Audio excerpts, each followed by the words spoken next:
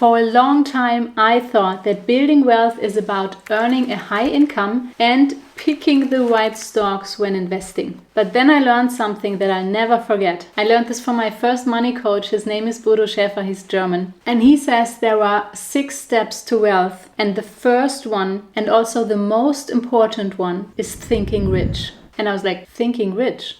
What does that mean? And also, why is it important? And he said it all starts in our head. It all starts with thinking, and then what we think and how we think determines our actions. And our actions is what ultimately leads to success, like financial success. And then over the years, I learned about 5 key elements of thinking rich, and now I want to share them with you. I'm Sophia, by the way, a German doctor who loves to talk about money and building wealth. And money mindset is a much, much bigger part of building wealth than I initially thought. And let me start with the growth mindset. And that is mostly the way we think about ourselves and also ourselves in the world, if that makes sense. This concept of a growth mindset originates to a book, as far as I know. It's called Mindset from Carol Dweck, and it's really about whether you think you can do something or not. And how that fits into thinking rich is, can you believe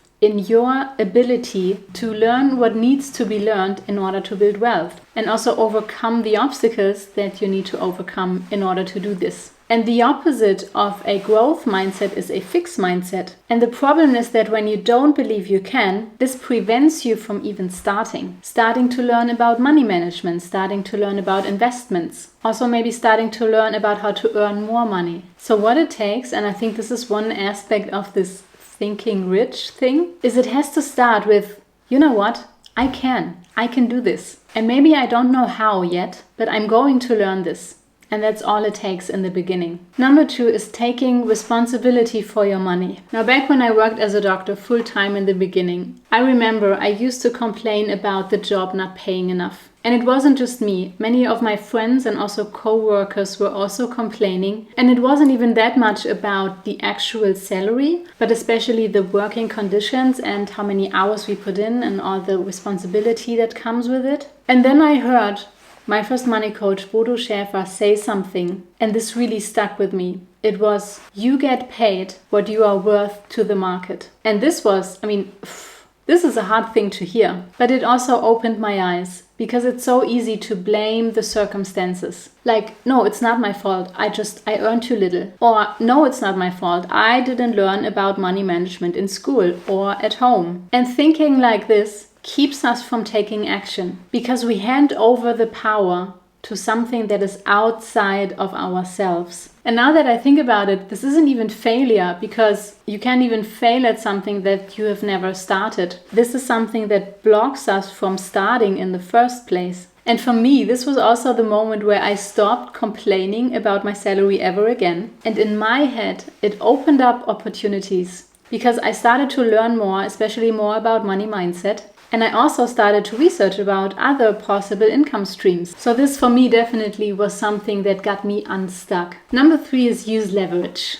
Now imagine you want to build, a wardrobe, and you've never done it before. And then figuring it all out on your own will take a lot of time and a lot of resources, because it also might take you several takes before you actually build one that's good. But when you instead take the knowledge of someone who has already done this before, maybe done this hundreds of times, you can save all that time and all that effort of trying to figure this out by yourself. And this is one form of leverage. I think in a way it has become so normal to us that we don't even notice anymore. We want to learn about something, we just Google it. For example, I recently wanted to cook a chili con carne, and I knew roughly what's in a chili con carne, but to figure out the perfect recipe would have taken me time and effort and countless tries. So I just used someone else's recipe. I found someone who already did go through all those hurdles, and I leveraged their time and effort. When I learned about leverage in a non-physics way for the first time, I had a bit trouble to understand this. That's why I used this, this cooking example, because I hope it's an easy example. By the way, another great example to leverage someone else's knowledge is through books, because you can consume trial and error knowledge of 10 plus, 20 plus years from the author and just read it within a few hours. Isn't that awesome? But it's not enough to just read it. You have to apply it as well. Otherwise, it will not be as much use to you. Because, I don't know how it is for you, but for me, it's often that it's not about the knowledge. Often I know what I have to do. It's more often that for some reason I haven't put it into action yet. Or sometimes I'm also just missing the concrete next step to take. Millionaire mindset hack number 4 is thinking long term. So thinking rich also means to think long term, because long term allows us to see a bigger picture, the picture of our life, if you will. I don't know, have you ever had the situation where someone told you to do one specific thing and you thought like, that's stupid, why should I do this? And then it felt like a total waste of time? I think that is what actually happens when we just look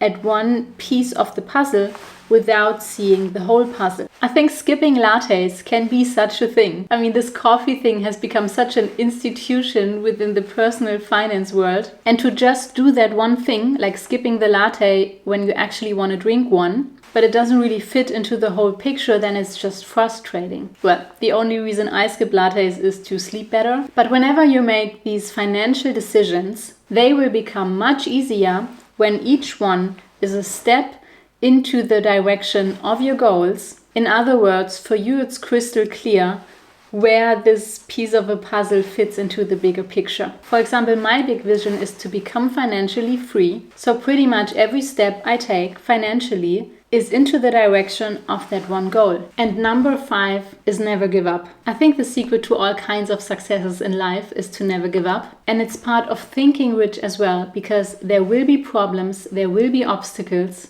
there will be setbacks, and things will not go as planned. But you cannot let that keep you from moving forward. I saw this picture here in a presentation once that I think shows this very nicely. So up here is the path that we imagine things to be like, and then down here is how it actually goes. I do want to add though that this never giving up thing only applies when you have goals that actually matter to you. Because I also think that there is virtue in quitting something that no longer serves you. I think the distinction here is that to quit is an active decision about what is your priority and what is not your priority, and also if the thing is aligned with your greater vision. But giving up is stopping something because it seems too hard in the moment. When you have enjoyed this video, you might also like to learn about not just the mindset habits, but the actual habits of millionaires that I wish I knew sooner. If you're still here, thank you for watching this far, and start thinking rich.